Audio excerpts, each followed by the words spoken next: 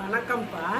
இந்த உடம்பு அசதியாக வருது அப்படின்னு சொல்லி டாக்டர்கிட்ட போவாங்க. டாக்டர் போனால் என்ன சொல்லுவார், உங்களுக்கு B12 கம்மியாக இருக்குது, B12 ஊசி போட்டுக்கோங்கன்னு சொல்லி அந்த இன்ஜெக்ஷன் போட்டு விடுவாங்க. நம்ம உணவுலே சரி பண்ணலாம். ரெண்டாவது, இது வந்து நம்ம சாப்பிட்ற உணவு வந்து செரித்து ரத்தத்தில் போய் சேரணும்ப்பா. அப்படி சேராதவங்களுக்கு வரும். இந்த சக்கரை நோய், வேறு நோய்களுக்கு மாத்திரை சாப்பிட்றாங்க பார்த்தீங்களா, அவங்களுக்கும் இந்த மாதிரி அசதி இதெல்லாம் வரும். அதுதான் B12 பத்தலைன்னு சொல்லி டாக்டர் ஊசியை போடுவார். அப்படி இருக்கிறப்ப நல்ல தெம்பாக சாப்பிட்ணும், நல்லா மென்று சாப்பிட்ணும். உமிழ்நீரோடு கலந்து சாப்பிட்டிங்கன்னா உங்கள் உடம்புல எல்லா சத்தும் சேரும்.